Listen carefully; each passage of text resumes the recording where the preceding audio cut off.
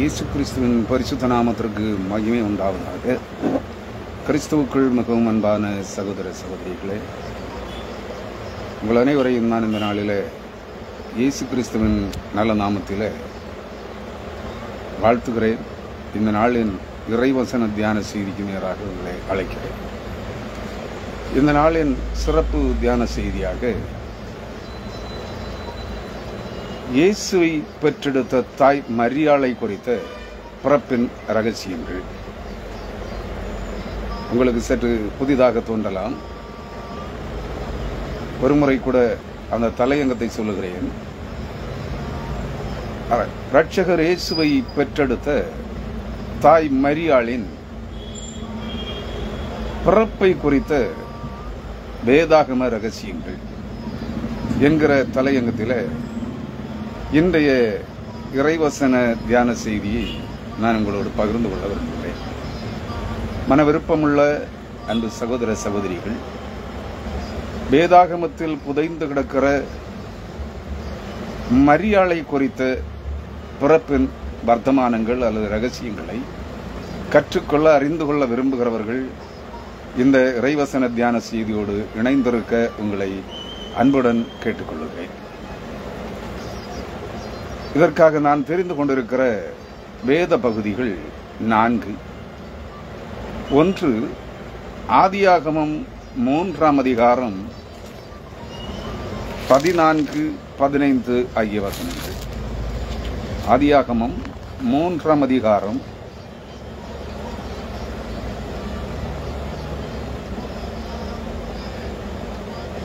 15, 16 ஆகிய வசனங்கள்.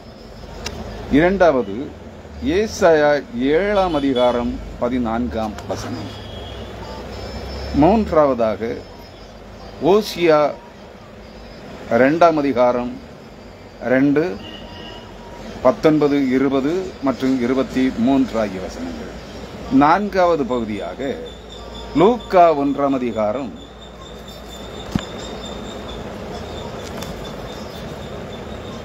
35ஆம் வசனம். லூக்கா 1:35, ஓசியா 2, 2ஆம் வசனம், 19ஆம் வசனம், 20ஆம் வசனம் மற்றும் 23ஆம் வசனங்கள். ஏசாயா 7ஆம் அதிகாரம் 14ஆம் வசனம். இறுதியாக ஆதியாகமம் 3ஆம் அதிகாரம் 15 மற்றும் 16 ஆகிய வசனங்கள் ஆகிய இந்த 4 வேத பகுதிகளையும் இந்த இறைவசன தியான செய்திக்காக எடுத்துக்கொண்டிருக்கிறேன். முதலாவது நான் ஆதியாகமத்திலிருந்து தொடங்குகிறேன் அல்லது ஓசியாவிலிருந்து தொடங்குகிறேன். வசனத்தை முதலாவது படித்து விடுகிறேன். வசனங்களை இந்த 4 பகுதிகளையும். முதலாவது ஆதியாகமம் 3ஆம் அதிகாரம் 15 மற்றும் 16ஆம் வசனங்கள். உனக்கும் ஸ்திரீக்கும் உன் வித்துக்கும் அவர் வித்துக்கும் அவள் வித்துக்கும் பகை உண்டாக்குவேன். அவர் உன் தலையை நசுக்குவார், நீ அவர் குதிங்காலை நசுக்குவாய் என்றார். அவர், அதாவது கர்த்தர், ஸ்திரீயை நோக்கி, நீ கர்ப்பவதியாயிருக்கும் போது உன் வேதனையை மிகவும் பெருக பண்ணுவேன். வேதனையோட பிள்ளை பெறுவாய். உன் ஆசை உன் புருஷனை பற்றி இருக்கும், அவன் உன்னை ஆண்டு கொள்ளுவான் என்றார். இந்த 2 வசனங்களும் தான். நான் அதை இறுதியிலே அல்லது இடைப்பகுதியிலே அதை விவரிக்கலாம் என்று விரும்புகிறேன். முதல் வேத பகுதி வாசித்து முடிந்தாயிற்று. 2வது வேத பகுதி ஏசாயா தீர்க்கதரிசியின் புஸ்தகம் 7ஆம் அதிகாரம். ஏசாயா 7ஆம் அதிகாரம் 14ஆம் வசனம். உங்கள் வேதாகமங்களை எடுத்து திறந்து அதை வசனங்களை பார்த்து படித்துக் கொள்வது உங்களுக்கு நலமாக இருக்கும். ஏசாயா 7ஆம் அதிகாரம், ஏசாயா தீர்க்கதரிசியின் புஸ்தகம் 7ஆம் அதிகாரம் 14ஆம் வசனம். ஆதலால் ஆண்டவர் தாமே உங்களுக்கு ஒரு அடையாளத்தை கொடுப்பார். இதோ, ஒரு கன்னிகை கர்ப்பவதியாகி ஒரு குமாரனை பெறுவாள், அவருக்கு இம்மானுவேல் என்று பெயரிடுவாள். ஒரு முறை கூட படிக்கிறேன். ஆதலால் ஆண்டவர் தாமே உங்களுக்கு ஒரு அடையாளத்தை கொடுப்பார். இதோ, ஒரு கன்னிகை கர்ப்பவதியாகி ஒரு குமாரனை பெறுவாள், அவருக்கு இம்மானுவேல் என்று பெயரிடுவாள். 2வது வேத பகுதி வாசித்து முடிந்தாயிற்று. 3வது வேத பகுதி ஓசியா தீர்க்கதரிசியின் புஸ்தகம் 2ஆம் அதிகாரம் 2ஆம் வசனம் 19, 20 மற்றும் 23 ஆகிய 4 வசனங்கள் படிக்க கேட்கலாம். ஓசியா தீர்க்கதரிசியின் புஸ்தகம் 2ஆம் அதிகாரம் 2ஆம் வசனம். உங்கள் தாயோடு வழக்காடுங்கள், அவள் எனக்கு மனைவியும் அல்ல, நான் அவளுக்கு புருஷனும் அல்ல. அவள் தன் வேசித்தனங்களை தன் முகத்தினின்றும் தன் விபச்சாரங்களை தன் ஸ்தனங்களின் நடுவினின்றும் விலக்கி போட கடவுள் என்று சொல்லுகிறார். அடுத்த வசனம் 19ஆம் வசனம்.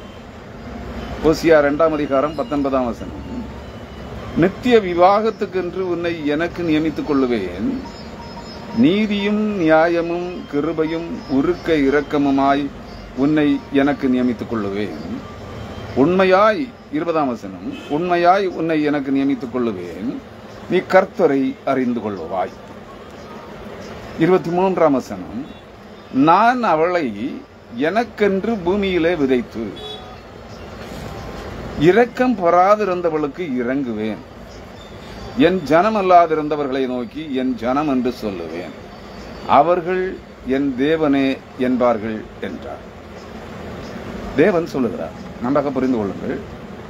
இந்த ஓசியா தீர்க்கதரிசியின் புத்தகம் தான் ரொம்ப இம்பார்ட்டண்டான, மிக முக்கியமான அந்த ரகசியங்கள் அமைந்திருக்கிற பகுதி. அதை புரிந்து கொள்ள வேண்டும். நான் வியாக்கியானத்திற்கு வரும் முன்பு இன்னும் ஒரு பகுதி இருக்கிறது.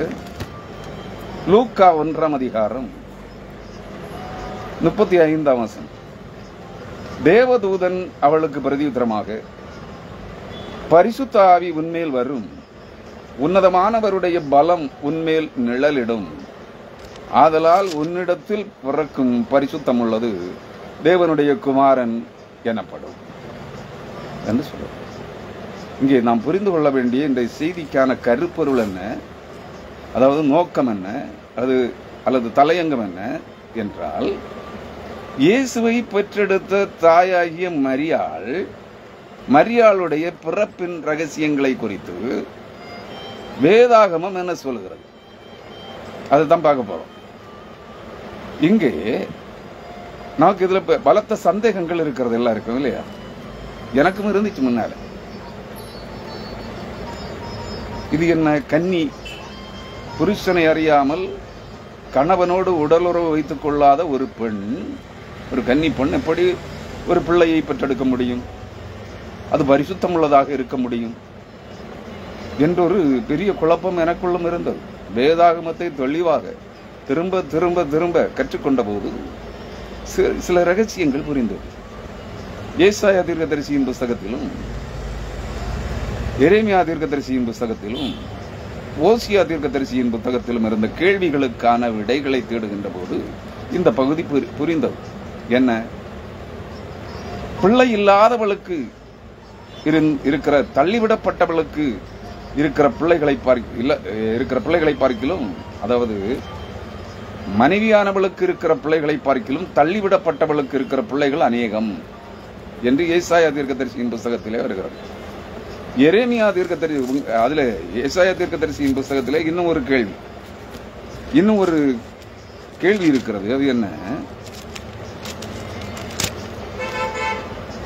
உங்கள் தாயை நான் தள்ளிவிட்ட போது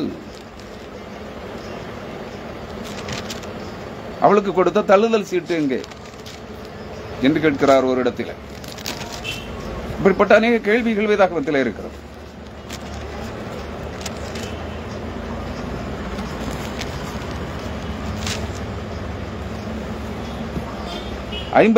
ஏசாயா 54ஆம் அதிகாரத்திலே 1ஆம் வசனம் சொல்லுகிறது, பிள்ளை பெறாத மலடியே மகிழ்ந்து பாடு, கர்ப்பவேதனை படாதவளே கம்பீரமாய் பாடி ஆனந்த சத்தமிடு. வாழ்க்கைப்பட்டவளுடைய பிள்ளைகளை பார்க்கிலும், வாழ்க்கைப்பட்டவள்னா மனைவி, வாழ்க்கைப்பட்டவளுடைய பிள்ளைகளை பார்க்கிலும் அநாத ஸ்திரீனா தள்ளிவிடப்பட்டவள், நன்றாக புரிந்து கொள்ளுங்கள், தள்ளிவிடப்பட்டவள் அல்லாத அநாத ஸ்திரீயினுடைய பிள்ளைகள் அதிகம் என்று கர்த்தர் சொல்லுகிறார். இன்னொரு இடத்துல என்ன சொல்லுகிறார், ஏசாயாவிலே ஏசாயா 50ஆம் அதிகாரம், அது நியாயமான ஒரு கேள்வி, எல்லாருக்கும் வருகிற கேள்விதான். கர்த்தர் சொல்லுகிறார், 50ஆம் அதிகாரம் 1ஆம் வசனம். கர்த்தர் சொல்லுகிறார், நான் உங்கள் தாயை அனுப்பிவிட்ட போது அவளுக்கு கொடுத்த தள்ளுதல் சீட்டு எங்கே? அல்லது எனக்கு கடன் கொடுத்த எவனுக்கு நான் அவளை விற்று போட்டேன்? இதோ உங்கள் அக்கிரமங்களின் நிமித்தம் நீங்கள் வெறுக்கப்பட்டீர்கள், உங்கள் பாதகங்களின் நிமித்தம் உங்கள் தாய் அனுப்பிவிடப்பட்டாள். யார் இந்த தாய்? அதான் உங்கள் தாய் சொல்லுகிறார், இந்த பூமியின் ஜனங்களுடைய தாய்.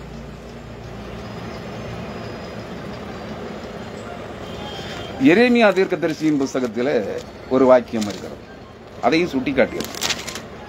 எரேமியா 3ஆம் அதிகாரம் என்று நினைக்கிறேன். எரேமியா தீர்க்கதரிசியின் புஸ்தகம் 3ஆம் அதிகாரம் 1ஆம் வசனம். நன்றாக நினைவில் வைத்துக் கொள்ளுங்கள். ஏசாயா 50ஆம் அதிகாரம், ஏசாயா 54ஆம் அதிகாரம், எரேமியா 3ஆம் அதிகாரம், இந்த வசனம், இப்படிப்பட்ட 3ஆம் அதிகாரம் 1ஆம் வசனம், இவைகளில உங்கள் தாய், அதாவது பூமியின் ஜனங்கள், மக்கள் இனங்களுடைய தாயை குறித்து சொல்லுகிறார்.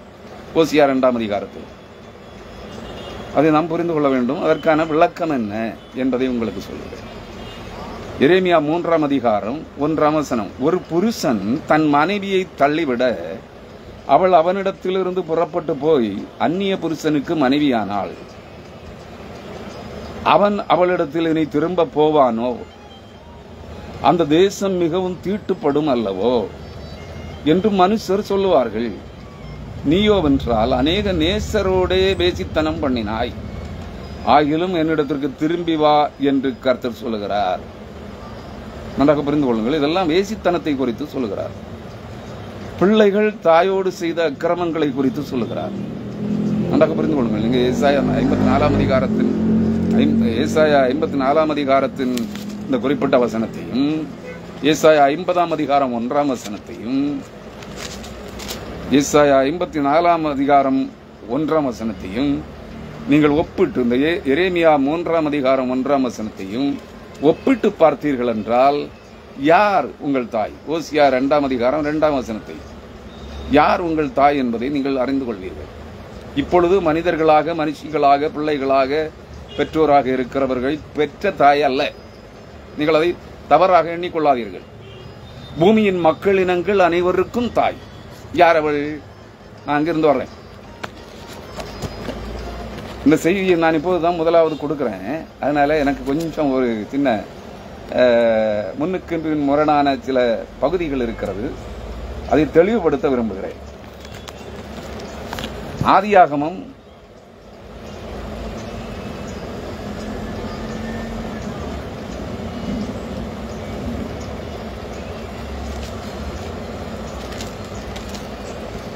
3ஆம் அதிகாரம் 3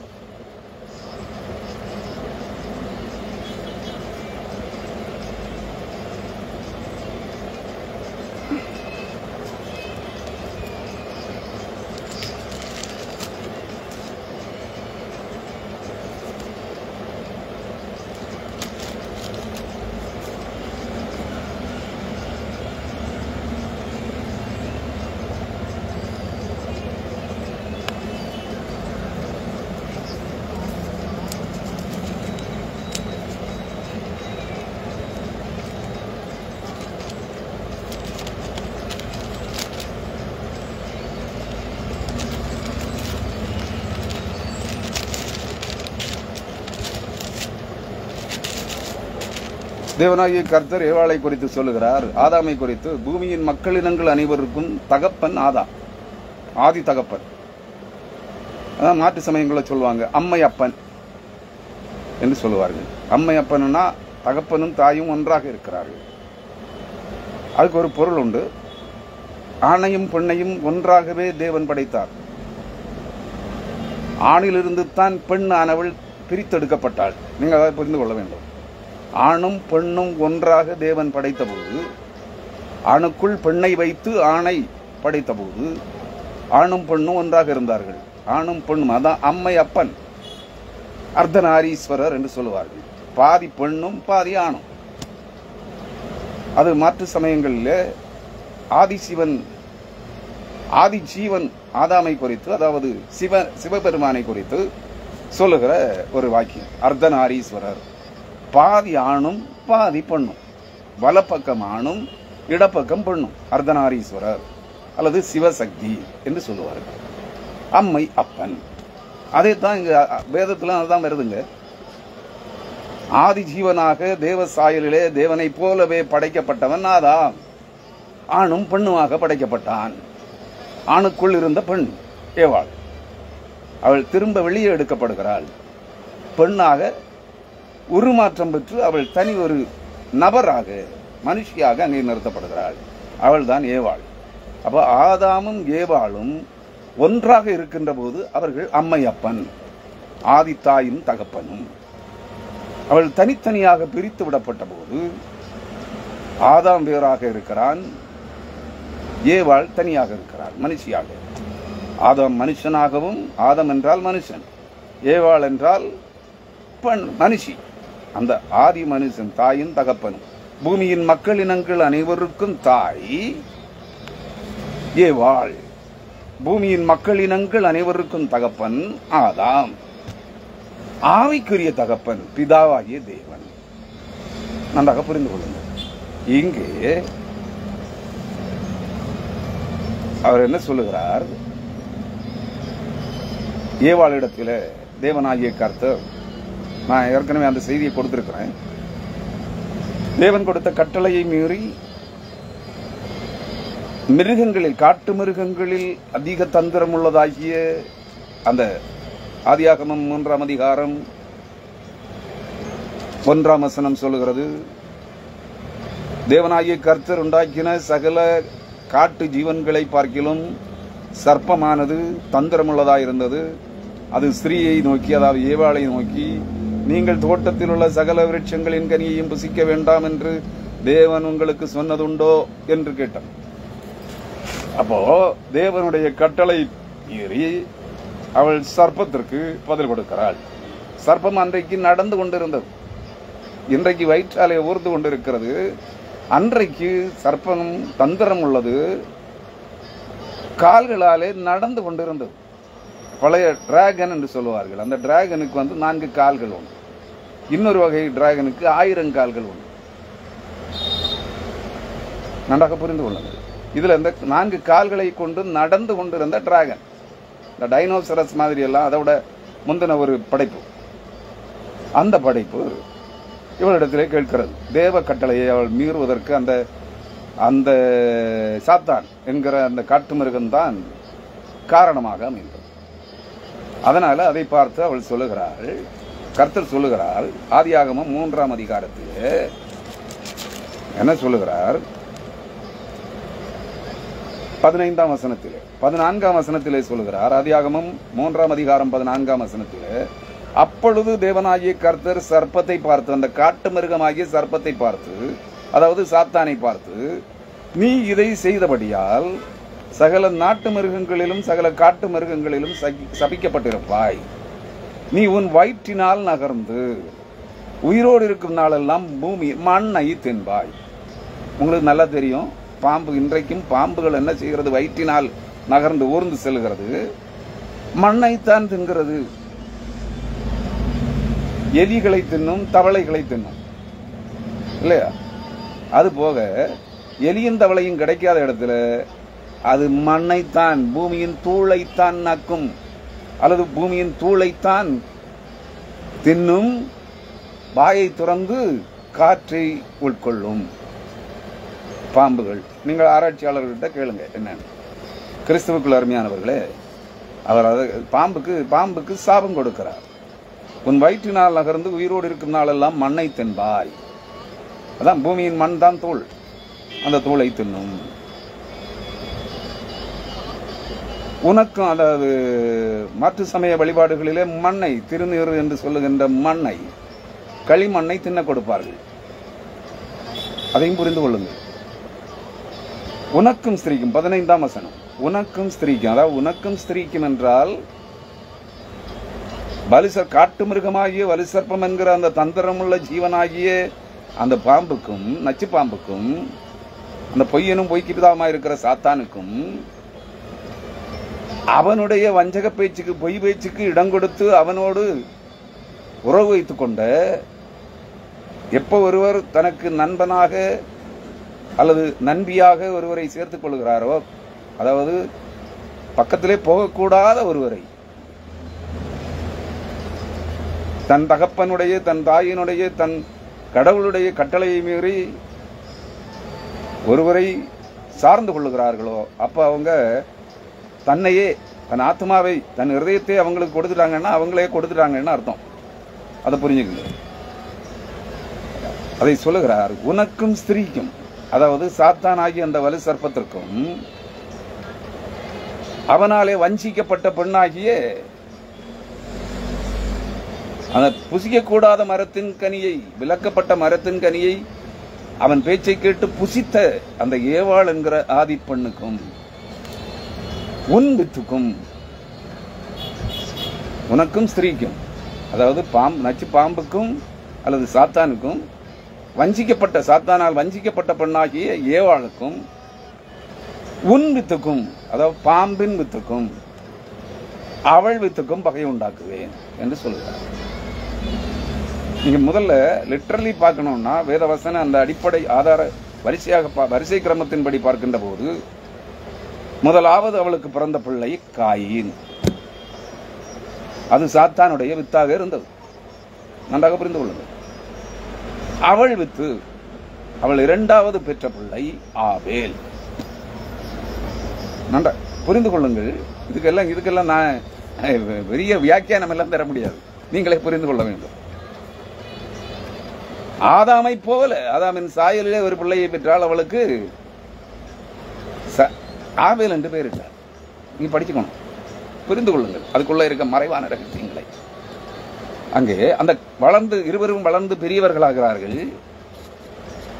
காயின் அந்த சாத்தானுடைய வித்தாகிய, பொய்யனும் பொய்க்கு பிதாவுமா இருக்கிறவனுடைய, ஆதி முதற்கொண்டு மனுஷ கொலைபாதகனாய் இருக்கிறவனுடைய சாத்தானுடைய அந்த நச்சுப்பாம்பினுடைய வித்தாகிய காயின் ஆதாமின் வித்தாகிய, அதாவது ஸ்திரீ இனத்தில் ஏவாளிடத்தில் பிறந்த இரண்டாம் மகனாகிய ஆபேலை கொலை செய்தான். ஆதி முதற்கொண்டு மனுஷ கொலைபாதகன். சாத்தான் யாரு? ஆதி முதற்கொண்டு பொய்யனும் பொய்க்கு பிதாவும், ஆதி முதற்கொண்டு மனுஷ கொலைபாதகன். அந்த சாத்தானுடைய வித்தாகிய காயின் ஏவாளின் வித்தாகிய ஆபேலை கொலை செய்தான். அவர் இங்க பகை உண்டாக்குவேன் என்று சொல்கிறார். அந்த பகைதான் அந்த கொலைக்கு காரணம். அவர் உன் தலையை நசுக்குவார். இங்கே சொல்லப்படுகிற அந்த அவர் உன் தலையை நசுக்குவார் என்று சொல்லப்படுகிறது ஆபேல் அல்ல. இதுக்கு மரியாளின் வித்தாக தேவகுமாரனும் மனுஷகுமாரனுமாக பிறந்த இயேசு என்னும் கிறிஸ்து மனுஷகுமாரனாக ஏவாளின் மரியாளின் வயிற்றில் பிறந்தார். அந்த இயேசுதான் இந்த யதார்த்தமாக பெண்ணின் வித்து, ஸ்திரீயின் வித்து. அதுதான் சொல்லுகிறார், உன் வித்துக்கும் அவள் வித்துக்கும் பகை உண்டாக்குவேன், அவர் உன் தலையை நசுக்குவார். எவர்? மரியாளின் பெண்ணின் வயிற்று, கன்னி பெண்ணின் வயிற்றில் பிறந்த இயேசு என்னும் கிறிஸ்துவானவர் சிலுவையிலே அறையப்பட்ட போது சாத்தானுடைய தலையை நசுக்கினார். தான் ஏசாயா 51 அதிகாரம் 9 வசனத்தில் இருக்கும். வலு சர்ப்பத்தின் தலையை நசுக்கினதும் எடுத்து வாசிக்கிறாங்க. சொல்லிட்டு போயிட்டா உங்களுக்கு அது கஷ்டமா இருக்கும், தேடி பார்ப்பீங்க, கிடைக்காது. அப்போ நீங்க நான் சொன்னது பொய்யாயிடும். அதனால அந்த வசனத்தை ஏசாயா 59 அதிகாரம் 9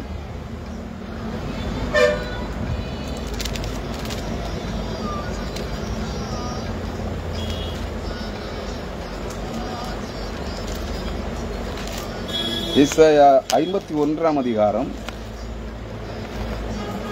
தவறுதலா சொல்லிட்டேன் 50. ஏசாயா 51 அதிகாரம் 9 வசனம். எழும்பு எழும்பு பலன்கொள் கர்த்தரின் புயமே. கர்த்தருடைய வலது கரம், வலது கை யாரு? இயேசு. எழும்பு எழும்பு பலன்கொள் கர்த்தரின் புயமே, முந்தின நாட்களிலும் பூர்வ தலைமுறைகளிலும் எழும்பினபடி எலும்பு ராகாவை துண்டித்ததும், அதாவது ராகாப் என்கிற ஒரு பறக்கிற பறவை நாகம், ஆகாயத்தின் அதிகார பிரபு, அவனுடைய தலையை துண்டித்ததும். நீங்க சொல்றீங்க இல்லையா, ராகு கேது, ராகு தலை பாம்பின் தலை, கேது பாம்பின் வால், அந்த ராகு அதுதான் அதுக்கு முழு பெயர் ராகாப். ராகாவை துண்டித்ததும் வலு சர்ப்பத்தை வதைத்ததும் நீதான் அல்லவோ. இந்த வலு சர்ப்பத்தின் தலை வதைக்கப்பட்டது, அதாவது நசுக்கப்பட்டது. வலு சர்ப்பத்தின் தலையை நசுக்கினவர் இயேசு கிறிஸ்து சிலுவையில். அதை புரிந்து கொள்ளுங்கள். அதுதான் ஆண்டவராகிய இயேசு கிறிஸ்து இங்கே சொல்லுகிறார். இதை குறித்த வெளிப்பாடுகள் தான் அங்கே ஏசாயா தீர்க்க தரிசன புத்தகங்களிலே இருக்கிறது. அவர் சொல்லுகிறார், அவர் உன் தலையை நசுக்குவார், நீ அவர் குதிங்காலை நசுக்குவாய். அவரை சிலுவையிலே அறைந்து கொலை செய்ய துணிந்தது சாத்தானுடைய பகைமை, பகை. ஸ்திரீயின் வித்தாகிய கன்னி பெண்ணின் வயிற்றில் பிறந்த இயேசுவின் மேலிருந்த பகை. அந்த பகையை அவன் தீர்த்து கொண்டான். அவனை சிலுவையில் அறைந்து கொலை செய்ய வைத்தான். அதான் கிறிஸ்துவின் குதிகால் நசுக்கப்பட்டது. ஆனால் சாத்தானுடைய தலை நசுக்கப்பட்டு விட்டது. அவள்கிட்ட சொல்றாரு. அடுத்தது 16ஆம் வசனம், ஆதியாகமம் 3ஆம் அதிகாரம் 16ஆம் வசனம். அவர் ஸ்திரீயை நோக்கி, அதாவது ஏவாளை நோக்கி, பெண்ணை நோக்கி, அதாவது ஆதி தாயை நோக்கி, நீ கர்ப்பவதியாயிருக்கும் போது உன் வேதனையை மிகவும் பெருக பண்ணுவேன், வேதனையோட பிள்ளை பெறுவாய், உன் ஆசை உன் புருஷனை பற்றி இருக்கும், அவன் உன்னை ஆண்டு கொள்ளுவான். இதுல ஒரு சின்ன வியாக்கியானம் இருக்கு, அதை சொல்றேன். அவர் ஸ்திரீயை நோக்கி, அதாவது தேவனாகிய கர்த்தர், படைப்பின் தேவன், ஏவாள் என்கிற பெண்ணை நோக்கி, நீ கர்ப்பவதியாயிருக்கும் போது உன் வேதனையை மிகவும் பெருக பண்ணுவேன். அதாவது கர்ப்ப வேதனை, பிரசவ வேதனை. கர்ப்பவதியாயிருக்கும் போதே பெண்களுக்கு வேதனை இருக்கும் இல்லையா? அந்த 280 நாட்கள் பொது கணக்கில் சொல்லுவாங்க 10 மாதம், இல்ல 9 மாதங்கள். ஒரு மாதத்துக்கு 30 நாள் வைத்து 31 நாள் வைத்து பார்த்தீங்கன்னா 9 மாதங்களுக்கு 280 நாட்கள் வரும். 9 மாதங்கள் தான் தோராயமாக வரும். ஆனால் அதை 10 மாதங்கள் என்று சொல்லுவார்கள். அந்த கர்ப்ப காலம் 9 மாதம், 280 நாட்கள். இந்த 280 நாட்களும் கர்ப்பம் தரித்திருக்கிற ஒரு பெண்ணுக்கு, அதாவது கர்ப்பவதியாக இருக்கிற ஒரு பெண்ணுக்கு வேதனை காலம். அதை முடிவு நேரம் பிரசவ வேதனை, அது மரணாவஸ்தை. இந்த கர்ப்ப காலம் முழுவதும் நீ கர்ப்பவதியாக இருக்கும் போது உன் வேதனையை மிகவும் பெருக பண்ணுவேன், வேதனையோட பிள்ளை பெறுவாய். அந்த வேதனை மரண வேதனையா இருக்கும். பிள்ளை பெறுகிற நேரம் இருக்கிற அந்த வேதனை, அது பிரசவ வேதனை. அந்த வேதனை கொடூரமா இருக்கும். உன் ஆசை உன் புருஷனை பற்றி இருக்கும். இன்னைக்கு உங்களுக்கு அது புரியும். நான் திருமணமாகாதவன், எனக்கு பொண்டாட்டி பிள்ளை எல்லாம் கிடையாது. அதனால அந்த திருமணமானவர்களுக்கு அந்த காரியம், இந்த வசனம், இந்த வார்த்தை புரியும். திருமணமான பிள்ளை பெறுகிற ஒரு பெண்ணுக்கு அவளுடைய ஆசை முழுவதும் அவளுடைய கணவனை தேடிக்கொண்டிருக்கும், அவளுடைய பிரசவ நேரத்தில். நன்றாக புரிந்து கொள்ளுங்கள். அந்த உன் ஆசை உன் புருஷனை பற்றி இருக்கும், அவன் உன்னை ஆண்டு கொள்வான் என்றார். புருஷனோடு அந்யோன்யமாக இருக்கிற அநேக மனைவிகள் இருக்கிறார்கள் கடைசி சாகும் வரை. ஆனால் எல்லா மனைவிகளும் அப்படி இருப்பதில்லை. புருஷனை விட்டுட்டு அந்நிய புருஷர்களை தேடுவார்கள், ஆசை நாயகர்களை. அதுபோல ஆரம்பத்திலேயே ஆசை நாயகனோடு சேர்ந்து கொண்டவள் தான் இந்த ஏவாள். நன்றாக புரிந்து கொள்ளுங்கள். இது நான் தவறுதலாக வியாக்கியானம் செய்யவில்லை. நான் மேற்கண்ட வசனங்களை அனைத்தையும் எரேமியா 3ஆம் அதிகாரம் 1ஆம் வசனத்திலும், ஏசாயா 50ஆம் அதிகாரம் 1ஆம் வசனத்திலும், ஏசாயா 54ஆம் அதிகாரம் 1ஆம் வசனத்திலும் நான் உங்களுக்கு படித்து காண்பித்தேன். ஓசியா 2ஆம் அதிகாரத்தில் தெளிவா இருக்கு. ஓசியா 2ஆம் அதிகாரத்தை படிச்சீங்கன்னாலே தெளிவா புரிஞ்சிடும். அதுல ஃபுல்லா இருக்கு. நான் எல்லா வசனத்தையும் எடுத்து வேடிக்கை வரல. அங்க என்ன சொல்லுகிறார்? உங்கள் தாயோட வழக்காடுங்கள், அவள் எனக்கு மனைவியும் அல்ல, நான் அவளுக்கு புருஷனும் அல்ல, நீங்கள் எனக்கு பிள்ளைகளும் அல்ல. அப்படின்னா ஏசி பிள்ளைகள் என்கிறார்.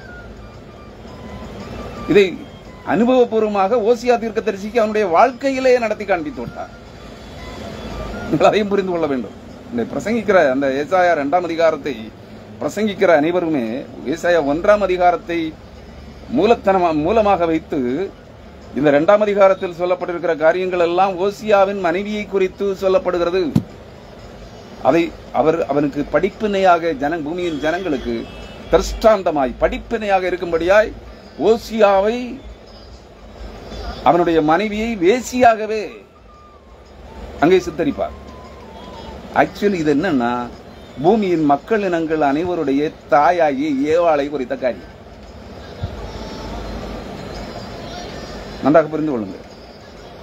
எரேமியா 3ஆம் அதிகாரம் 1ஆம் வசனத்தில் ஒரு புருஷன் தன் மனைவியை தள்ளிவிட்ட போது அவன் அவளிடத்தில் திரும்ப, அவள் வேறொருவனுக்கு மனைவியான பிற்பாடு இவன் பழைய புருஷன் தள்ளிவிட்ட புருஷன் இன்னொருவனுக்கு மனைவியாயிருக்கிற தன்னுடைய பழைய மனைவியோட போய் சேருவானோ? சேரமாட்டான். ஆனாலும் கர்த்தர் என்ன சொல்லுகிறார்? ஆனாலும் நீ என்னிடத்திற்கு திரும்பி வா என்று சொல்லுகிறார். இதான் தேவன். தேவனுக்கும் மனுஷனுக்கும் உள்ள வித்தியாசமா தான். அதை புரிந்து கொள்ளுங்கள். இங்கே அந்த ஆதி தாய் என்கிற பூமியின் மக்கள் இனங்கள் அனைவருக்கும், யூதர்களுக்கு மட்டுமல்ல, கிறிஸ்தவர்களுக்கு மட்டுமல்ல, இஸ்லாமியர்களுக்கு மட்டுமல்ல, பூமியில் இருக்கிற மாம்ச சரீரம் உள்ள மனுபுத்திரர்கள் மனிதர்கள் அனைவருக்கும் தாய் ஏவாள். அந்த ஏவாள் செய்த காரியம் தான் இங்கே சொல்லப்படுகிறது. அவர் என்ன சொல்லுகிறார்? உன் ஆசை உன் புருஷனை பற்றி இருக்கும். எந்த ஆசை? அந்த ஆசையின் நாயகன் தேவனாகிய கர்த்தரை மறந்து தன் கணவனையும் ஆதாமையும் மறந்து இன்னொரு ஆசையின் நாயகனுடைய வஞ்சக பொய் பேச்சுக்கு இடம் கொடுத்து வஞ்சிக்கப்பட்டு விட்டாளே, அவள் தான் அவனுடைய ஆசை நாயகன். அதாவது சாத்தான். அதான் இயேசு கிறிஸ்து யூதர்களை பார்த்து சொல்லுவார், நீங்கள் உங்கள் தகப்பன், உங்கள் ஆபிரகாமை உங்கள் தகப்பன் என்று சொல்லிக்கொள்ள உங்களுக்குள்ளே தொடங்காதிருங்கள். நீங்கள் பொய்யனும் பொய்க்கு பிதாமா இருக்கிற ஆதி முதற்கொண்டு மனுஷ கொலைபாதகனுடைய சாத்தானுடைய பிள்ளைகள் என்று சொல்லுவார். வெளிப்படையா பச்சையாக சொல்லிவிட்டார்.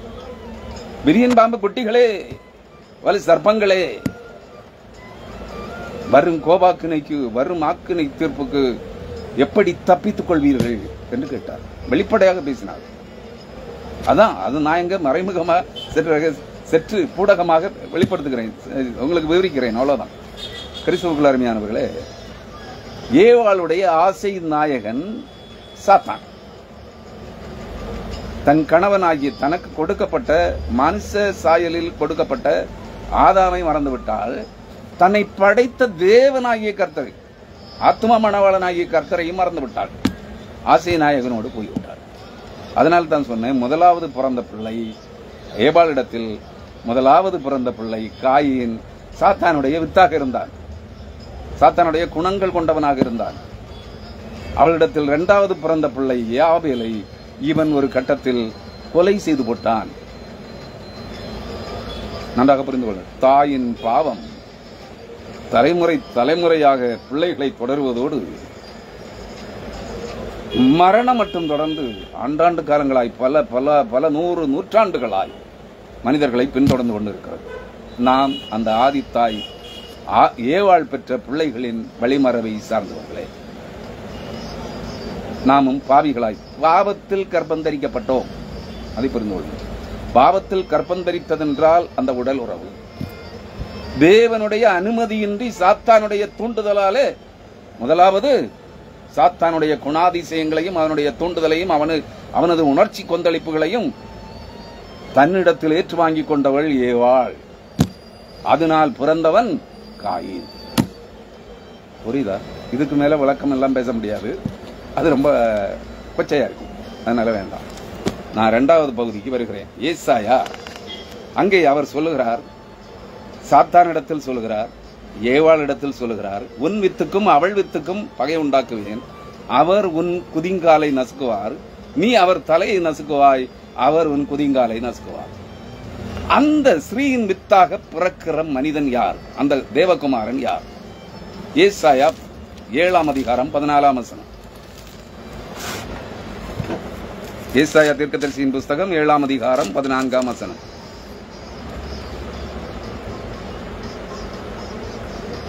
ஆதலால் ஆண்டவர் தாமே, அதாவது உசியா ராஜாவின் காலத்தில் ஏசாயா தீர்க்கதரிசியின் இடத்திலே அதை சொல்லுகிறார். இங்க அதை படிச்சீங்கன்னா புரியும் அந்த அதிகாரத்தை. நான் 14ஆம் வசனத்தை மட்டும் விவரிக்கிறேன். ஆதலால் ஒரு ஆண்டவர் தாமே உங்களுக்கு ஒரு அடையாளத்தை கொடுப்பார். இது எந்த காலகட்டத்தில் இதை சொல்லுகிறார்? சீரியர், அசீரியரில் ஒரு பிரிவினர். சிரியா, இன்றைய சிரியா, அந்த யுத்தம் நடந்து கொண்டிருக்கிறது. அந்த சீரியர்கள், சீரியாவில் இருந்தவர்கள் அசீரியர்கள். நன்றாக புரிந்து கொள்ளுங்கள். இது எந்த காலத்தில்? அன்றைக்கும் யூதர்களை, இஸ்ரவேலர்களை அசீரியர்கள் கொடுமைப்படுத்தி, அசீரியர்களும் பாரசீகர்களும் பாபிலோனியர்களும் சீரியர்களும் கொடுமைப்படுத்தி அடிமைப்படுத்தி வைத்திருந்தார்கள். அந்த காலத்தில் தான் இயேசுகிறது அடிமைத்தனத்திலிருந்து விடுதலையை கொடுப்பதற்காகத்தான் இயேசு மேசியா பிறப்பார் என்று எதிர்பார்த்திருந்தார்கள். அதைத்தான் அந்த காலகட்டத்தில் தான் இந்த வார்த்தை அங்கே சொல்லப்படுகிறது. சீரியர்கள் வேறல்ல, அசீரியர்களும் பாபிலோனியர்களும் இன்றைய ஈரானியர்களும் இன்றைய ஈராக்கியர்களும் சீரியர்களும் சிரியாவில் இருக்கிறவர்களும் ஒரே ஜாதி அல்லது இரண்டு ஜாதி. ஈரானியர்கள், பாபிலோனியர்கள், சீரியர்கள் எல்லாம் ஒரே கூட்டம் தான். அதுல எந்த மாற்று கருத்தும் இல்லை. எல்லாரும் ஈரானியர்களே, கல்தையர்கள், பாபிலோனியர்கள். நீங்கள் அதையும் புரிந்து கொள்ள வேண்டும். நான் அதையெல்லாம் இப்ப ஹிஸ்டரி, அந்த வரலாற்றை விவரிக்க வரவில்லை. இங்கே சொல்லுகிறார், இயேசு கிறிஸ்துவின் பிறப்பை குறித்து சொல்லுகிறேன். ஆதலால் ஆண்டவர் தாமே உங்களுக்கு ஒரு அடையாளத்தை கொடுப்பார். என்ன அடையாளம்? இதோ ஒரு கன்னிகை கர்ப்பவதியாகி, அதாவது கன்னிமரி இயேசு என்னும் கிறிஸ்துவை பெற்றெடுத்த, மனித குழந்தையாக பெற்றெடுத்த தாய் மரியாள், அவளுடைய பிறப்பின் ரகசியங்களை உங்களுக்கு சொல்லுகிறேன். இதோ இங்கே சொல்லுகிறார். இங்கதான் ஒரு கன்னி பெண் என்று சொல்லுகிறார். ஏவாளிடத்தில் சொன்னார் உன் வித்துக்கும், சாத்தானிடத்தில் சொன்னார் உன் வித்துக்கும், வலு சர்ப்பத்தின் வித்துக்கும், சாத்தானுடைய வித்துக்கும், ஏவாள் என்கிற இந்த பெண்ணின் ஸ்திரீயின் வித்துக்கும் பகை உண்டாக்குவேன், நீ வேதனையோடு பிள்ளை வருவாய் என்று ஏவாளுக்கு சொன்னார். அந்த ஏவாளுக்கு சொன்ன வார்த்தையை நிறைவேற்றுவதற்காக இங்கே அடுத்த ஒரு தீர்க்க தரிசனத்தை, முன்னுரை வாக்கியத்தை, பிந்தி நடக்க போகிற ஒரு காரியத்தை ஏசாயா தீர்க்க தரிசிக்கு வெளிப்படுத்துகிறார். உசியா ராஜாவினுடைய காலத்திலே, உசியா ராஜாவின் காலத்தில் இஸ்ரவேலர்கள், யூதர்கள் சீரியர்களாலும் பாபிலோனியர்களாலும் அசீரியர்களாலும் ஒடுக்கப்பட்டு, நெருக்கப்பட்டு, சிறைபிடிக்கப்பட்டு, சிதறடிக்கப்பட்டுக் கொண்டிருந்தார்கள். அந்த காலத்தில் சொல்லுகிறார். அவர்கள் எதிர்பார்த்திருந்தது இந்த அடிமைத்தனத்தை, அசீரியர் பாபிலோனியருடைய அடிமைத்தனத்திலிருந்து தங்களை மீட்டு ரட்சிக்க மேசியா வருவார் என்று அவர்களுக்கு அந்த ஆறுதலான வார்த்தையை சொல்லுகிறார். ஆதலால் ஆண்டவர் தாமே உங்களுக்கு ஒரு அடையாளத்தை கொடுப்பார். இதோ ஒரு கன்னிகை கர்ப்பவதியாகி ஒரு குமாரனை பெறுவாள், அவருக்கு இம்மானுவேல் என்று பெயரிடுவாள். நன்றாக புரிந்து கொள்ளுங்கள். ஒரு கன்னிகை கர்ப்பவதியாகி, புருஷனை அறியாத, கணவனுடன் ஒரு ஆணுடன் உடல் உறவு வைத்துக் கொள்ளாத ஒரு கன்னி பெண் கர்ப்பவதியாகி, அதான் அடையாளம்.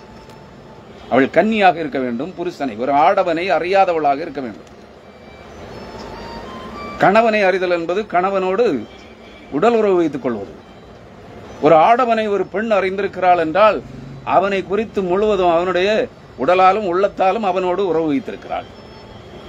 இங்கே இந்த மரியாள், இந்த கன்னி பெண், கணவனையோ ஒரு ஆடவனையோ அறியாதவள், உறவு வைத்துக் கொள்ளாதவள், உடலாலோ உள்ளத்தாலோ உறவு வைத்துக் கொள்ளாதவள். அதை புரிந்து கொள்ளுங்கள். இதோ ஒரு கன்னிகை பெண், கன்னிகை கர்ப்பவதியாகி ஒரு குமாரனை பெறுவாள், ஒரு பிள்ளையை, ஒரு ஆண் பிள்ளையை பெறுவாள், அவருக்கு இம்மானுவேல் என்று பெயரிடுவாள். என்ன பெயர்? இம்மானுவேல். ஆனா மரியாள் அவருக்கு போட்ட பெயர் என்ன? இயேசு. என்ன அர்த்தம்? இம்மானுவேல் என்றால் தேவன் நம்மோடு இருக்கிறார், அல்லது இயேசு நம்மோடு இருக்கிறார். தேவனுக்கு பெயர் என்ன? ஈசன், ஈசி, ஈசோ, ஈசா, ஏபே, யெகோவா. புரிஞ்சுக்குங்க. இஸ்லாமியர்கள் அவரை இயேசுவை ஈசா நபி என்கிறார்கள். மாற்று சமயத்தவர்கள், அதாவது சைவ வைணவ சமயங்களிலே ஈசன் என்கிறார்கள். இந்தியாவில் இன்றைக்கும் தமிழ் பேசுகிறவர்களை தவிர மலையாளிகள் ஈசோ என்கிறார்கள் இயேசுவை.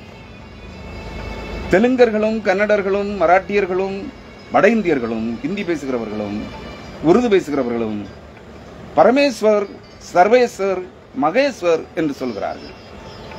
அதாவது மகேஸ்வரன், சர்வேஸ்வரன், பரமேஸ்வரன், அதாவது சிவன் என்று சொல்லுகிறார்கள், ஈசன் என்று சொல்லுகிறார்கள்.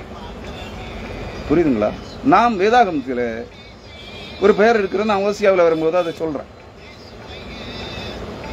நாம் இயேசு என்று சொல்லுகிறோம். கிரேக்க மொழியிலே ஜெஸ்ஸி என்று சொல்லுகிறார்கள். லத்தீன் ஆங்கிலத்தில் அதை ஜீசஸ் என்று சொல்லுகிறார்கள். ஜீசஸ் என்றால் இயேசு, ஈசி, இயேசு, ஈசோ, ஈசா. ஜீசஸ் எல்லாம் ஒண்ணுதான், எல்லாம் ஒரே அர்த்தத்தை தான் கொடுக்கிறது. ப்ரொனன்சியேஷன்ல கொஞ்சம் வித்தியாசம் இருக்கு, அவ்வளவுதான். புரிந்து கொள்ளுங்கள் கிறிஸ்துவுக்குள் அன்பானவர்களே. இம்மானுவேல் என்றால் தேவன் நம்மோடு இருக்கிறார் என்று அர்த்தம். இங்கே பர்க்மேன் ஐயர் அவர்கள், நம்ம பாடலாசிரியர், அவர் என்ன பெயர் வச்சிருக்காரு? அவருடைய சபைக்கு எல்லாம் பேர் என்ன?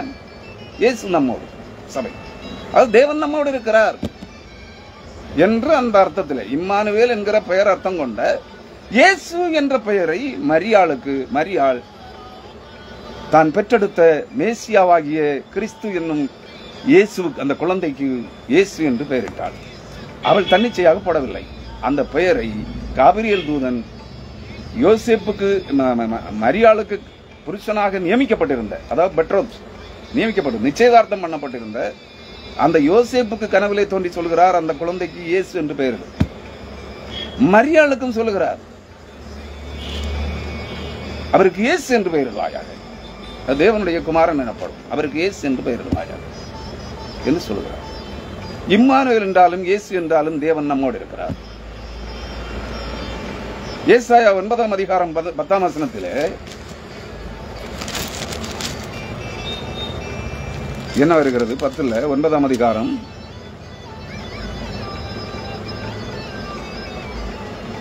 9ஆம் அதிகாரம் 6ஆம் வசனத்திலே, நமக்கு ஒரு பாலகன் பிறந்தார், நமக்கு ஒரு குமாரன் கொடுக்கப்பட்டார், கர்த்தத்துவம் அவர் தோளின் மேல் இருக்கும், அவர் நாமம் அதிசயமானவர், அவர் ஆலோசனை கர்த்தர், வல்லமை உள்ள தேவன். நன்றாக புரிந்து கொள்கிறார். அந்த நமக்கு ஒரு குமாரன் கொடுக்கப்பட்டார், நமக்கு ஒரு பாலகன் பிறந்தார். நாம் நேற்று முன்தினம் தான் இயேசு என்னும் கிறிஸ்து மனித குமாரனாக பிறந்த அந்த கிறிஸ்து பிறப்பு பண்டிகையை கொண்டாடி இருக்கிறோம். மறந்து விடாதீர்கள். எல்லாரும் கேட்டிருப்பீங்க இந்த வார்த்தைகளை. அவர் தான் அதிசயமானவர், அவர் ஆலோசனை கர்த்தா, சர்வ வல்லமை உள்ள தேவன், நித்திய பிதா, சமாதான பிரபு எனப்படும். அவர்தான் கடவுள், அவர்தான் தகப்பனாகிய பிதாவாகிய தேவன், அவர்தான் சர்வ வல்லமை உள்ள தேவன் இயேசு. நன்றாக நினைவில் வைத்துக் கொள்ளுங்கள். அவர் இவருக்கு போடப்பட்டிருந்த குறிக்கப்பட்டிருந்த ஒரு பெயர் தான் இம்மானுவேல். இம்மானுவேல் என்றால் இயேசு. புரிந்து கொள்ளுங்கள், தேவன் நம்மோடு இருக்கிறார், சர்வ வல்லமை உள்ள தேவன் நம்மோடு இருக்கிறார், நித்திய பிதா நம்மோடு இருக்கிறார், நித்திய பிதாவாகிய தேவன் நம்மோடு இருக்கிறார். அவர் இம்மானுவேல் என்ற மறுநாமம் கொண்ட இயேசு. நான் ஓசியாவுக்கு அடுத்த என்ன பகுதி? ஓசியா. இந்த இயேசுவை பிறப்பிப்பதற்காக அந்த ஸ்திரீயின் வித்தாக இயேசு என்னும் கிறிஸ்துவை மேசியாவை பெற்றெடுக்கிற ஒரு தாயாக இந்த கன்னி பெண் ஏவாளுக்கு பதிலாக நியமிக்கப்பட்டிருக்கிறார். அந்த ஏவாள் எங்க போனா? அவன் மரித்து போய்விட்டாள். நான் ஓசியாவில் வரும்போது அதுக்கான விளக்கத்தை சொல்றேன். ஓசியா தீர்க்கதரிசியின் புஸ்தகம் 2ஆம் அதிகாரம் 2ஆம் வசனம், முதலாவது, உங்கள் தாயோட வழக்காடுங்கள். யார் உங்கள் தாய்? இப்பொழுது இந்த செய்தியை கேட்டுக்கொண்டிருக்கிற நம்மை போல அந்த பூமியிலே வாழ்ந்து கொண்டிருக்கிற மனிதர்களுடைய தாயா, மனிதர்களை பெற்றெடுத்த தாயா. 10 மாதம் 280 நாட்கள் கர்ப்பத்திலே சுமந்து 280 அல்லது 289 81 நாட்கள். நீங்க புரிந்து கொள்ளுங்க, டாக்டர்ஸ் கிட்ட கேளுங்க. பெண் குழந்தையாக இருந்தால் 279 நாட்கள் அல்லது 280 நாட்கள். ஆண் குழந்தையாக இருந்தால் 281 நாட்கள் அல்லது 280 நாட்கள். முன்னும் பின்னும் இருக்கும், அதை புரிந்து கொள்ளுங்கள். அந்த நாளிலே ஒரு ஆண் பிள்ளையை பெற்றெடுத்த அல்லது ஒரு பெண் பிள்ளையை பெற்றெடுத்த உங்களை பெற்ற தாய் அல்ல. இப்பொழுது மாம்ச சரீரத்தில் உயிரோடு இருக்கிற நம்மை போன்ற மனிதர்களை பெற்றெடுத்த தாய்மார்கள் அல்ல. அதை அவளை குறித்து இங்கே சொல்லவில்லை. ஆதியாகமத்தில் சொல்லப்பட்ட பூமியில் உள்ளோருக்கெல்லாம், மாம்ச சரீரம் உள்ள மனுஷர்களுக்கெல்லாம், மனித இனத்திற்கெல்லாம் தாய், ஆதி தாய் ஏவாள். இங்க ஆதியாகமத்திலே தேடி பாருங்க. ஆதியாகமம் 3, 4, 5 அதிகாரங்கள்ல இப்ப தேடி பார்த்தா கிடைக்கும். அந்த வசனம் இருக்கு. தேடுறதுக்கு நேரம் இல்லை, நேரம் விட்டுட்டேன். கிறிஸ்துவுக்குள் அருமையானவர்களே, உங்கள் தாயோட வழக்காடுங்கள். அதாவது உங்கள் ஆதி தாய், பூமியின் மக்கள் இனங்களுக்கெல்லாம் தாய் யார்? ஏவாள். அவளோட வழக்காடுங்கள். அவள் எனக்கு மனைவியும் அல்ல. யார் சொல்லுகிறார்? சொல்லுவது யார்? தேவனாகிய கர்த்தர், படைப்பின் தேவனாகிய கர்த்தர், சர்வ வல்லமை உள்ள தேவன், நித்திய பிதாவாகிய தேவன் சொல்லுகிறார், அவள் எனக்கு மனைவியும் அல்ல. அப்ப இங்க ஒரு கேள்வி வரும். ஆதாம் அப்பொழுது தேவனா? ஆமா. ஏன் அதுல சந்தேகப்படுறீங்க? தேவன் தம்மை போல தமது சாயலாக, தாம் அவருடைய சாயலாகிய ஒளியின் வஸ்திரத்திலே, ஒளியின் தோற்றத்திலே, ஒளி வெளிச்சத்தோடு தம்முடைய ரூபத்தின்படியே, தம்முடைய வடிவ தோற்றத்திலேயே பூமியின் மண்ணினாலே மனுஷனை உண்டாக்கினார். அவனுடைய நாசியிலே, அவருடைய வாயிலிருந்து அவருடைய ஜீவ சுவாசத்தை, அவருடைய ஜீவனாகிய உயிரை அவனுடைய நாசியிலே ஊதினார். அப்போ அவருடைய வடிவம், ஆதாமனுடைய வடிவம் தேவனுடையது, ஆதாமனுடைய சாயல் ஆகிய ஒளி தேவனாகிய கர்த்தருடையது, ஆதாமுக்குள் இருக்கிற ஜீவன், அவன் ஜீவாத்மாவாவதற்கு, தேவனை போல தேவனுடைய மகனாக மாறுவதற்கு, தேவனை போல மாறுவதற்கு அவனுக்குள் இருந்த ஜீவன் தேவனுடையது. அப்ப அவன் தேவன் தானே. தேவனை அவரே சொல்லுகிறார். பிதா குமாரன் பரிசுத்தாவியாகிய மூவரும் ஒன்றாக நின்று சொல்லுகிறார்கள், ஒருமித்து நின்று சொல்லுகிறார்கள், இவன் மனுஷன் நம்மை போலானான், நம்மில் ஒருவரை போலானான். எங்க ஆதியாகமத்தில் இருக்குங்க, ஆதியாகமம் 1ஆம் அதிகாரத்தில் இருக்கு. இவன் நம்மில் ஒருவரை போல், அதாவது பிதாவாகிய தேவனை போல், அல்லது குமாரனாகிய தேவனை போல், அல்லது பரிசுத்தாவியாகிய இருக்கிற தேவனை போல், அவர்களில் ஒருவனை போலானான் மனிதன் என்று சொன்னான். அப்ப அவன் தான் தேவன். சாத்தான் இதைத்தான் அங்க காண்பிக்கிறான். அதையும் புரிந்து கொள்ளுங்கள். ஆதிசிவன் ஆதாமுடைய கழுத்தில் இருந்து பாம்பு இருந்து கொண்டு ஆதாமை தேவன் என்று, ஆதாமை வணங்குவது போல தன் தலையை ஆதாமுக்கு நேராக, ஆதாமின் வலது பக்கத்திலே கழுத்திலே இருந்து அவனை வணங்குவது போல தன் தலையை கவிழ்த்தி ஆதாமை வணங்கி கொண்டிருப்பது போல காட்டுகிறது. இவன் தான் கடவுள் என்று காட்டுகிறது. ஆதாமை இவன் தான் கடவுள் என்று நச்சு பாம்பு, பையனும் பொய்க்கு பிதாவுமாயிருக்கிற சாத்தான் காண்பிக்கிறான். அதான் ஆதாமின் கழுத்திலே நச்சு பாம்பு. ஏசாயா 10ஆம் அதிகாரம் 24ஆம் வசனம் நினைக்கிறேன். அந்நாளிலே, நான் உங்களை விடுதலையாக்கும் நாளிலே, உன் கழுத்திலிருந்து அவன் நுகத்தையும், அதாவது ஒவ்வொரு ஆண்களுடைய கழுத்திலும் நச்சு பாம்பு விலங்காக இருந்து கொண்டிருக்கிறது.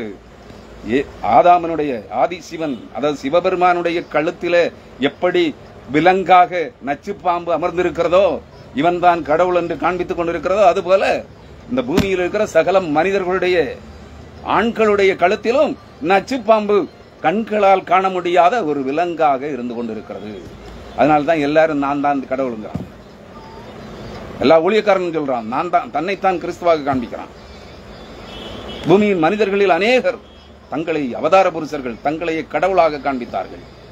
ஏன் இப்ப இருக்கிற இந்தியாவில் இருக்கிற நிறைய ஆளுகிறவர்களும் தங்களை தேவர்களாகத்தான் காண்பித்துக் கொண்டிருக்கிறார்கள், மகாபுருஷர்களாகி. நம்பலையா நீங்க? இதாங்க இதுக்கெல்லாம் காரணம் கழுத்துல இருக்க பாம்பு. அது கழுத்துல இருந்து கீழே இறங்குற வரைக்கும். அதான் ஒரு பழமொழி சொல்லுவாங்க. இந்த பழமொழிய ஒரு அரசியல் தலைவர் ஒரு படத்துல வச்சாருன்னு நினைக்கிறேன். பரமசிவன் கழுத்தில் இருந்து பாம்பு கேட்டது, கருடா சவிக்கமா. அது படத்தில் வரக்கூடிய ஒரு டயலாக்.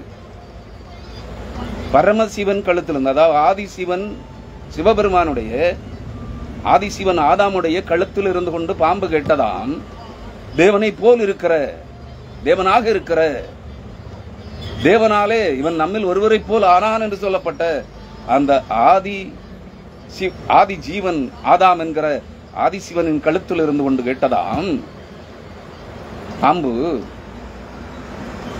வானத்திலே ஆகாயத்திலே பறந்து கொண்டிருந்த கருடனை பார்த்து கேட்டதாம், கருடா சபிக்கமா. கருடன் பதில் சொல்லிச்சான், இருக்கும் இடத்தில் இருந்து விட்டால் எல்லாம் சபிக்கமே. எப்ப கீழே இறங்குறியோ அப்போ உனக்கு அழிவு. மனிதர்களை கடவுளர்களாக மாற்றி வைத்துக் கொண்டு, அவதார புருஷர்களாக மாற்றிக்கொண்டு சாத்தான் விளையாடி கொண்டிருக்கிறான். மனிதர்களுக்குள்ளே புகுந்து மனிதர்களை தேவர்களாக மாற்றி, இவர்கள் தான் தேவர்கள், இவர்தான் கடவுள்கள் என்று விளையாடி கொண்டிருக்கிறான். அந்த விளையாட்டு முடியும் போது அவன் கீழே இறங்கி ஆகணும். என்னைக்கு ஆதிசிவன் ஆதாமின் கழுத்திலிருந்து வலு சர்ப்பம் கீழே இறங்குகிறதோ அன்று வலு சர்ப்பம் அழிக்கப்படும், சாத்தான் அழிக்கப்படுவான். இருள் மறையும், இருளின் அதிபதி அழிக்கப்படுவான். இருள் மறையும், தேவசாயலாகிய ஒளி ஆதாமுக்கும் அவன் சந்ததிகளுக்கும் வரும். அதை மீட்டு தருகிறவர் கிறிஸ்து. அவர்தான் மரியாளின் வயிற்றில் பிறந்தார்.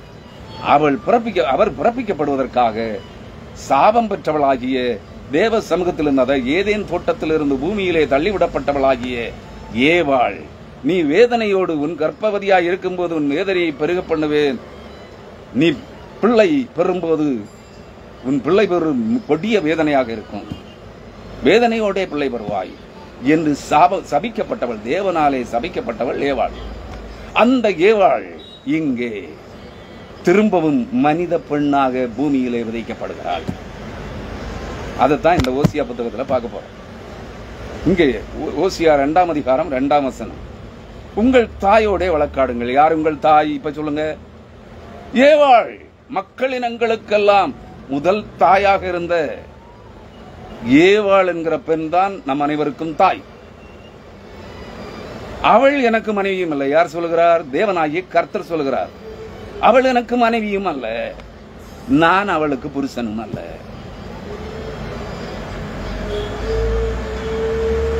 ஏன்? நீங்கள் எனக்கு பிள்ளைகள் அல்ல. அதாவது நிருபங்களை படிக்கிற போது தமக்கு பிள்ளைகள் அல்லாதிருந்தவர்களை பார்த்து நீங்கள் என் பிள்ளைகள் என்று சொல்கிறார். கிறிஸ்துவாகிய மீட்பர், கிறிஸ்துவாகிய ரட்சகர், கிறிஸ்துவாகிய தேவன் தம் ரத்தத்தினால் நம்மை விலை கொடுத்து வாங்கியிருக்கிறார். வேசி பிள்ளைகளாக, சாத்தானுடைய சந்ததியாக, வலு சர்ப்பத்தின் வித்துக்களாக, விரியன் பாம்பு குட்டிகளாக, வலு சர்ப்பத்தின் குட்டிகளாக இருந்த நம்மை, கீழ்ப்படியாமையின் பிள்ளைகளாகிய நம்மை, மகா தந்திரசாலிகளாக இருக்கிற நம்மை, பணம் சம்பாதிப்பதிலே மகா புத்திசாலிகளாய், அதிபுத்திசாலிகளாய் இருக்கிற நம்மை அவர் சாத்தானுடைய மக்களாக வர்ணித்தார். அந்த அவர்களாகி அந்த நம்மை, அப்படிப்பட்ட நம்மை கிறிஸ்துவின் ரத்தத்தின் விலை கிரயத்தினாலே அவர் தம்முடைய சொந்த பிள்ளைகளாக சுவீகாரம் எடுத்திருக்கிறார். அதாவது தத்து பிள்ளைகளாக எடுத்திருக்கிறார், மீட்டு ரட்சிக்கிறார். நன்றாக புரிந்து கொள்ளுங்கள். அவர் சொல்லுகிறார் இங்கே 2ஆம் வசனத்தில், உங்கள் தாயோட வழக்காடுங்கள். அவள் எனக்கு மனைவியும் அல்ல, நான் அவளுக்கு புருஷனும் அல்ல, நீங்கள் எனக்கு பிள்ளைகளும் அல்ல. அதாவது முதல் வசனத்தில் சொல்றார். அவள் தன் வேசித்தனங்களை தன் முகத்தினின்றும் தன் விபசாரங்களை தன் ஸ்தனங்களின் நடுவில் இருந்தும் விலக்கி போட கடவுள். இல்லாவிட்டால் நான் அவளை நிர்வாணமாக உரிந்து அவள் பிறந்த நாளில் இருந்த வண்ணமாக. இன்னைக்கு பிறக்கிற பிள்ளைகளும் நிர்வாணமா தான் பிறக்குது இல்லையா? அம்மனமா. ஏவாள் உண்டாக்கப்பட்ட நாளிலே அவளும் நிர்வாணமாக பூமியின் மண்ணாக தான் இருந்தாள். வஸ்திரங்கள் அணியவில்லை. அவருடைய சாயலாகிய ஒளிதான் அவர்களுக்கு வஸ்திரமாக இருந்தது.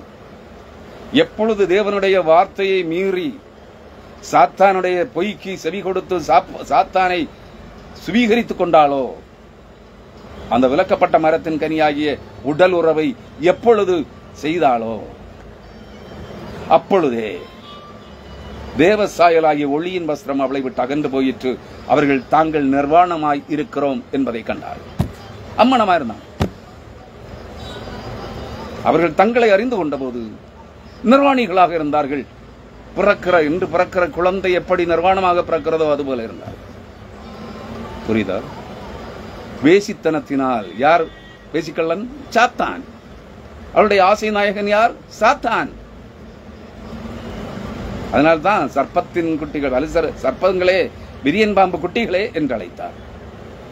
புரியுதுங்களா உங்களுக்கு? புரியலன்னா நான் ஒன்றும் பண்ண முடியாது. என்ன வேணும்னா நீங்க சாத்தானி சொல்லிட்டு போங்க, எனக்கு ஒன்றும் பிரச்சனை இல்லை. நிறைய பேர் சொல்லிட்டாங்க, இவன் தான் அந்தி கிறிஸ்து, இவன் தான் கள்ளத்தீர்க்கதரிசி, இவன் தான் சாத்தான் அப்படின்னு எல்லாம் நிறைய பேர் சொல்லிட்டாங்க. எனக்கு அதெல்லாம் நபர்மைண்ட், நான் கவலைப்படவே மாட்டேன். சத்தியம் இதுதான். வேணும்னா காது இருக்கிறவன் கேட்டுக்கொள்ளுவன், விருப்பம் உள்ளவன் கேள், இல்லாதவன் போ. அடுத்த வசனத்துக்கு வர்றேன். இந்த 2ஆம் வசனத்துக்கு 3ஆம் வசனத்துக்கு பிறகு பாத்தீங்கன்னா இவளுக்கு எத்தனை ஆசை நாயகர்கள் இருந்தார்கள்ங்கிறது அங்க சொல்லப்படும். ஒருத்தனை விட்டு அடுத்தவங்க கூட எல்லாம் போயிருக்கான். தனக்கு இருக்கிற நேசர்கள் என்றால் ஆசை நாயகர்கள், கள்ள புருஷர்கள். 4 பேர் இருந்திருக்காங்க. இந்த ஓசியா 2ஆம் அதிகாரத்தில் 3ஆம் வசனம் முதல் 10ஆம் வசனம் வரை வரும். எத்தனை நேசர்கள்ங்கிறத படி. இப்ப இருளின் அதிபதியாகி 4 அந்தகார லோகாதிபதிகளுக்கு இவள் மனைவியாக இருந்திருக்கிறாள். அதெல்லாம் நான் இப்ப விவரிக்காரல, பெரிய பார்ட், பெரிய சப்ஜெக்ட் அது வேண்டாம். நான் 23ஆம் வசனத்துக்கு வரேன். ஏன் இடையில 2 வசனங்களை விட்டுட்டீங்களான்னு கேட்டா, அதை கடைசியிலே விவரிப்பது தான். இந்த 23ஆம் வசனத்தை விவரித்த பிற்பாடு 19ஆம் 20ஆம் வசனங்களை விவரிப்பது தான் நலமாக இருக்கும், உங்களுக்கு புரியும். அதுக்காக 23ஆம் வசனத்துக்கு வரேன். ஓசியா 2ஆம் அதிகாரம் 23ஆம் வசனம். நான் அவளை எனக்கென்று பூமியிலே விதைத்து. எவளை? ஆதித்தாய், பூமியின் மக்கள் இனங்களுக்கெல்லாம் தாய், மாம்ச சரீரம் உள்ளவர்களுக்கெல்லாம் தாய், ஆதித்தாயாகி அந்த ஏவாள் என்று சாத்தானால் வஞ்சிக்கப்பட்டு தேவனுடைய சமூகம், தேவனுடைய ஏதேன் தோட்டத்தை விட்டு பூமியிலே துரத்திவிடப்பட்ட, சபிக்கப்பட்ட, இரக்கத்தை இழந்து வேதனையோட பிள்ளை வருவாய். உன் கர்ப்பவதியாயிருக்கும் காலம் நீ வேதனைப்படுவாய், பிள்ளை வரும்போது வேதனையோடு பிள்ளை வருவாய் என்ற சாபத்தையும் இரக்கத்தை இழந்தவள், தள்ளிவிடப்பட்டவளுமான அந்த ஏவாளை இங்கே சொல்லுகிறார். எதற்காக சொல்லுகிறார்? ஏசாயா 7ஆம் அதிகாரம் 14ஆம் வசனத்திலே, இதோ ஒரு கன்னிகை கர்ப்பவதியாகி ஒரு குமாரனை பெறுவாள். அந்த சம்பவம் நிகழ்வதற்காக, ஏவாளை வஞ்சித்த வலுசர்ப்பத்தின் தலையை நசுக்குவதற்காக, சாத்தானுடைய தலையை நசுக்குவதற்காக ஒரு ஆண் பிள்ளை ஏவாளின் வழிமரபிலே பிறக்க வேண்டும். எத்தனை ஆண்டுகளுக்கு பிற்பாடு? தோராயமாக 3000 அல்லது 3500 ஆண்டுகளுக்கு பின்பு, ஆமா 3500 3700 ஆண்டுகளுக்கு பிற்பாடு ஏவாள் என்கிற ஏவாளை மறுபடியும் இந்த பூமியிலே ஒரு பெண்ணாக விதைக்கிறார். அதைத்தான் சொல்லுகிறார். ஓசியா 2ஆம் அதிகாரம் 23ஆம் வசனம். நான் அவளை எனக்கென்று பூமியிலே விதைத்து. யார் சொல்லுகிறார்? தேவனாகிய கர்த்தர், கர்த்தராகிய ஆண்டவர் சொல்லுகிறார். நான் அவளை, எவளை? ஏவாளை, உங்கள் ஆதி தாயாகிய அந்த ஏவாளை எனக்கென்று, அதாவது கர்த்தர் தமக்கென்றே பூமியிலே விதைக்கிறார். விதைத்து இரக்கம் பெறாதிருந்தவளுக்கு இறங்குவேன். யார் இரக்கம் பெறாதவள்? இரக்கத்தை இழந்தவள், இரக்கத்தை, தேவ கிருபையை இழந்து தேவ சமூகத்திலிருந்து தள்ளிவிடப்பட்டவள் எவள்? ஏவாள். இரக்கத்தை இழந்தவளுக்கு இறங்குவேன், இரக்கம் பெறாதிருந்தவளுக்கு இறங்குவேன். இதுவரை சுமார் 4000 ஆண்டுகளாக, சுமார் 4000 ஆண்டுகளாக இரக்கத்தை, கிருபை, தேவ கிருபையை இழந்து தள்ளிவிடப்பட்டிருந்தவள் ஏவாள். உங்கள் எல்லாருக்கும், நம்ம எல்லாருக்கும் ஆதித்தாயாகி ஏவாள். அவளை எனக்கென்று 4000 ஆண்டுகளுக்கு பிற்பாடு அவளை தேவன் தமக்கென்று பூமியிலே மனுஷ பெண்ணாக விதைக்கிறார். விதைத்து இரக்கம் பெறாதிருந்தவளுக்கு இறங்குவேன், என் ஜனம் அல்லாதிருந்தவர்களை நோக்கி நீ என் ஜனம் என்று சொல்லுவேன், அவர்கள் என் தேவனே என்பார்கள். யார் என் ஜனம் அல்லாதிருந்தவர்கள்? யார் என் ஜனம் இல்லாதிருந்தவர்கள்? அதான் ஏசாயா தீர்க்கதரிசியின் புத்தகத்தில் ஒரு காரியத்தை பார்த்தோம். வாங்க, ஏசாயா தீர்க்கதரிசியின் புத்தகத்தில்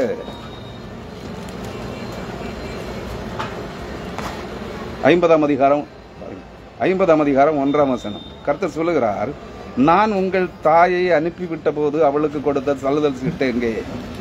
அல்லது எனக்கு கடன் கொடுத்த எவனுக்கு நான் அவளை விற்று போட்டேன்?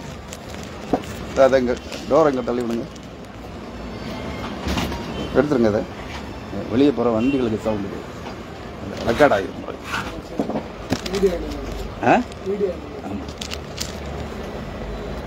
சொல்லுகிறார், நான் உங்கள் தாயை அனுப்பிவிட்ட போது அவளுக்கு கொடுத்த தள்ளுதல் சீட்டு எங்கே? அல்லது எனக்கு கடன் கொடுத்த எவனுக்கு உங்களை நான் விற்று போட்டேன்? இதோ உங்கள் அக்கிரமத்து நிமித்தம் நீங்கள் விற்கப்பட்டீர்கள், உங்கள் பாதகங்களின் நிமித்தம் உங்கள் தாய் அனுப்பிவிடப்பட்டாள். இதைத்தான் எரேமியா 3ஆம் அதிகாரம் 1ஆம் வசனத்திலும் தேவனாகிய கர்த்தர் சொல்கிறார்.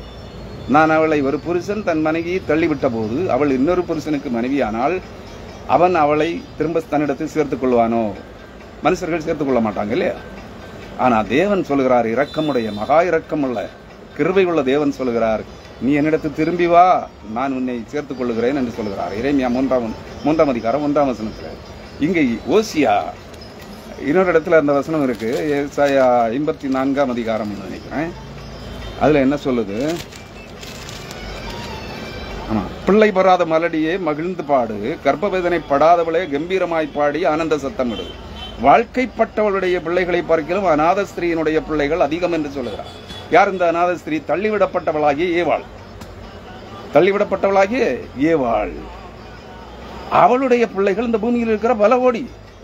இன்றைக்கு சுமார் 800 கோடிக்கு மேல் இருக்கிறார்கள் இந்த பூமியில. இவர்கள் எல்லாம் தேவனாலே தள்ளிவிடப்பட்ட தேவனுடைய மனைவியாகிய ஆதித்தாயினுடைய பிள்ளைகள். இங்க ஓசியாவில் என்ன சொல்லுகிறார்?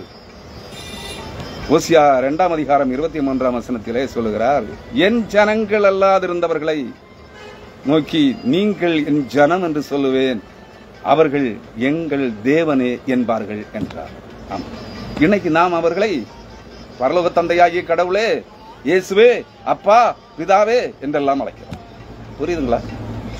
நாம் தள்ளிவிடப்பட்டவர்கள், தெரிந்து கொள்ளப்பட்டவர்களும் அல்ல, யூதர்களும் அல்ல, இஸ்ரவேலர்களும் அல்ல. நாம் புறஜாதிகள், தேவனை அறியாதிருந்தவர்கள். இன்று இயேசு கிறிஸ்துவின் ரத்தத்தினாலே நாம் விலை கொடுத்து வாங்கப்பட்டிருக்கிறபடினால், அவருடைய சுவீகார பிள்ளைகளாக மாற்றப்பட்டிருக்கிறபடினால், இயேசு கிறிஸ்துவையும் பிதாவாகிய தேவனையும், இயேசு கிறிஸ்துவை நித்திய பிதா என்றும் சர்வ வல்லமை உள்ள தேவன் என்றும் அறிந்து அவரே அப்பா பிதாவே என்று அழைக்கிறோம். தேவனை அப்பா பிதாவே என்று அழைக்கத்தக்கதான புத்திர சுவீகாரத்தின் ஆவியை இயேசு கிறிஸ்து தம்முடைய ஜீவனை சிலுவையிலே நமக்காக விட்டபடியினால், இரத்தமாக சிந்தினபடியினால், அந்த அப்பா பிதாவே என்று அவருடைய தந்தையாகிய கடவுளை நாமும் அப்பா பிதாவே என்று அழைக்கத்தக்கதான அந்த உரிமை புத்திர சிலாக்கியத்தை தந்திருக்கிறார். நாம் இயேசுவை இன்று விற்று முதலாகி கொண்டிருக்கிறோம். இன்றைய ஊழியக்களங்கள் அனைத்தும் இயேசு கிறிஸ்துவை விற்று கூறு போட்டு விற்று பணம் சம்பாதித்துக் கொண்டிருக்கிறார்கள். காணிக்கை பணம், நன்கொடை பணம். இவர்கள் எல்லாம் இயேசுவின் பிள்ளைகளா? இல்ல, போலி கிறிஸ்தவர்கள். இயேசு கிறிஸ்துவை பணத்திற்காக விற்று பணம் சம்பாதிக்கிறார்கள். இவர்கள் தேவன் பணம் சம்பாதிப்பதிலே குறியாக இருக்கிறார்கள். ஆத்துமாக்களை கிறிஸ்துவுக்கென்று மீட்டு ரட்சிப்பதிலே அல்ல. அதை காரணமாக காட்டி பல ஆயிரம் கோடி காணிக்கை பணம் சம்பாதித்து இன்றும் பிச்சைக்காரர்களாக இருக்கிறோம் என்று நீலி கண்ணீர் அடிக்கிறவர்களாக இருக்கிறார்கள். அவர்களை எல்லாம் நீங்கள் கிறிஸ்துக்கள் என்று நம்பி போகிறீர்கள். எல்லாம் அந்தி கிறிஸ்துக்கள், கள்ளத்தீர்க்க தரிசி. அதை புரிந்து கொள்ளுங்கள். நீங்கள் எல்லாம் வெளி வேடத்திலே வேதாகமம் சொல்லுவது போல, இவர்கள் தங்கள் உதடுகளினால் என்னை மைமைப்படுத்தி கனம் பண்ணி தங்கள் இதயத்தினால் என்னை விட்டு தூரமாய் விலகி போகிறார்கள். அப்படிப்பட்ட போலி கிறிஸ்தவர்களாக இன்றைய கிறிஸ்தவம் இருக்கிறது. 198 விழுக்காடு. அதை புரிந்து கொள்ளுங்கள். தேவன் காணிக்கைகளை விரும்புவதில்லை, இவர்கள் காணிக்கைகளுக்காக. வேதத்தில் வசனம் இருக்கிறது.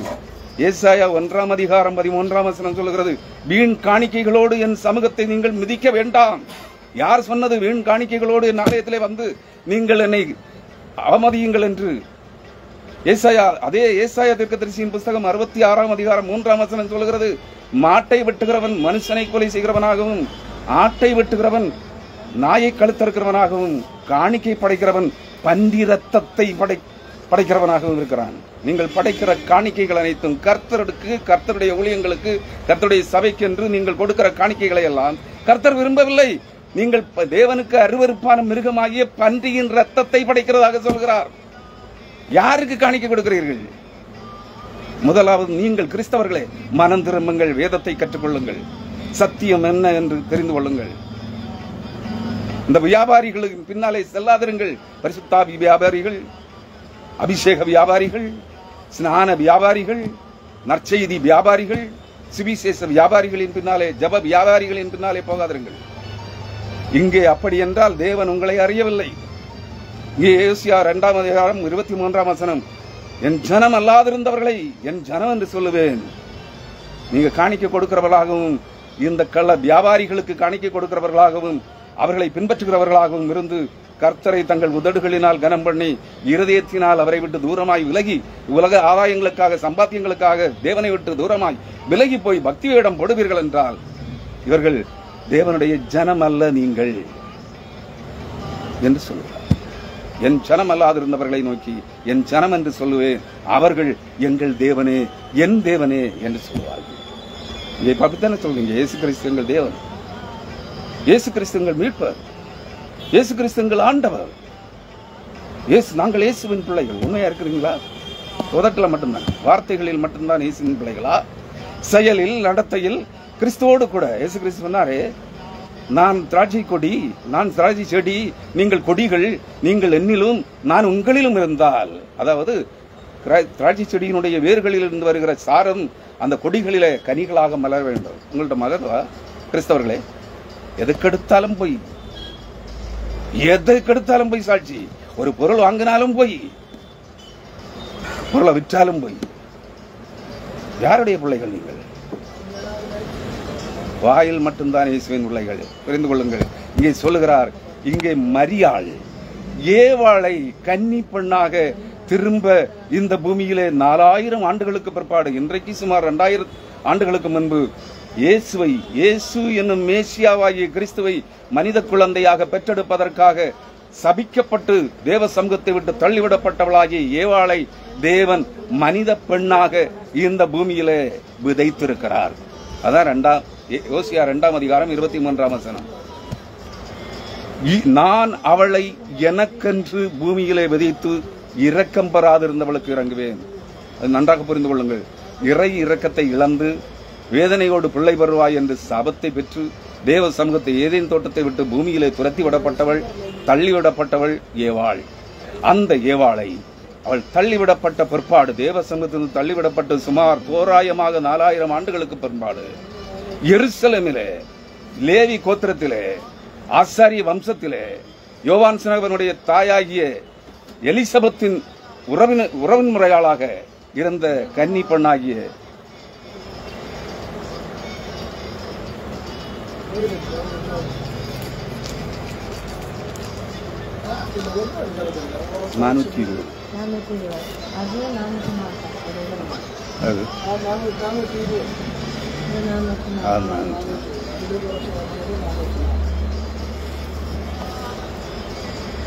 நான் அவளை எனக்கென்று பூமியிலே விதைத்து இரக்கம் பெறாதிருந்தவளுக்கு இறங்குவேன். அவள் தான், அந்த ஏவாள் தான் இங்கே திரும்பவும் மறுபடியும் பூமியிலே மனித பெண்ணாக பிறப்பிக்கப்பட்ட மரியாள்.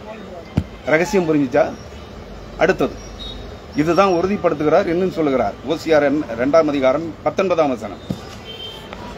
நம்ம முதல்ல 23ஆம் வசனத்தை பார்த்தோம், 19ஆம் வசனத்தை படிக்கிறேன். நித்திய விவாகத்துக்கென்று உன்னை எனக்கு நியமித்துக் கொள்ளுவேன். யாரை? ஏவாளை 4000 ஆண்டுகளுக்கு பின்பு அதே மத்திய கிழக்காசியாவிலே, யூதயா தேசத்திலே, எருசலேமின் அருகிலே ஒரு லேவி கோத்திரத்து ஆசாரிய வம்சத்து பெண்ணாக இருந்த பிறப்பிக்கப்பட்டிருந்த மரியாளை எதற்காக பிறப்பித்தாராம்? நித்திய விவாகத்துக்கென்று உன்னை எனக்கு நியமித்துக் கொள்ளுவேன். நன்றாக புரிந்து கொள்ளுங்க. இது நான் எழுதின பைபிள் இல்ல, காலங்காலமாக யூதர்களும் கிறிஸ்தவர்களும் பயன்படுத்தி வருகிற வேதம். நித்திய விவாகத்துக்கென்று உன்னை எனக்கு நியமித்துக் கொள்ளுவேன். நீதியும் நியாயமும் கிருபையும் உருக்க இரக்கமுமாய் உன்னை எனக்கு நியமித்துக் கொள்ளுவேன். இரக்கத்தை இழந்து, இறை இரக்கத்தை, இறையன்பை இழந்து தள்ளிவிடப்பட்டவளாய், சபிக்கப்பட்டவளாய், வேதனையோடு பிள்ளை வருவாய் என்று தள்ளிவிடப்பட்ட அந்த ஏவாளை 4000 ஆண்டுகளுக்கு பின்பு யூத கோத்திரத்திலே அல்லது லேவி கோத்திரத்திலே ஒரு பெண்ணாக பிறப்பித்து மரியாள் என்ற பெயரிலே வாழ்ந்து கொண்டிருந்தவளை, அவளை தெரிந்து கொண்டிருக்கிறார். நித்திய விவாகத்துக்கென்று உன்னை நியமித்துக் கொள்ளுவேன். நீதியும் நியாயமும் கிருபையும் உரக்க இரக்கமுமாய் உன்னை எனக்கு நியமித்துக் கொள்வேன். யார் சொல்லுகிறார்? கர்த்தர், தேவனாகிய கர்த்தர் சொல்லுகிறார். அவருடைய பெயர் என்ன? ஓசியா 2ஆம் அதிகாரம் 16ஆம் வசனம். அவ்விடத்து அந்நாளிலே, அக்காலத்திலே, நீ என்னை இனி பாகாலி என்று சொல்லாமல், பாகாலின் அர்த்தம் என்ன? அர்த்தநாரீஸ்வரர். நான் ஆரம்பத்தில் சொன்னேன், அம்மை அப்பன் சிவபெருமானை சொல்லுவார்கள். பாதி அர்த்தநாரீஸ்வரர், பாதி பொண்ணும் பாதி ஆணும், சிவசக்தி அர்த்தநாரீஸ்வரர், அம்மையப்பன். இங்கே அவர் அதைத்தான் சொல்லுகிறார். பாகாலி என்றால் அர்த்தநாரீஸ்வரர், ஆணும் பெண்ணும் இணைந்த கடவுள். நீ இனி, யார் சொல்லுகிறார்?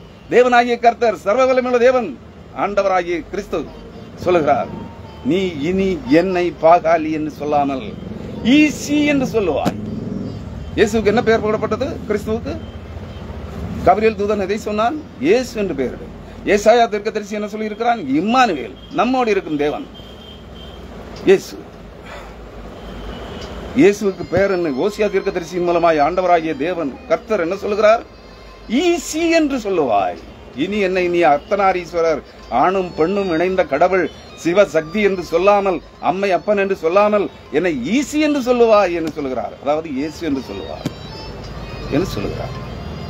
அவர்தான் சொல்லுகிறார், நித்திய விவாகத்துக்கு என்று உன்னை எனக்கு நியமித்துக் கொள்ளுவேன், நீதியும் நியாயமும் உருக்க இரக்கமுமாய் கிருபையுமாய் உன்னை எனக்கு நியமித்துக் கொள்ளுவேன். 20ஆம் வசனம்.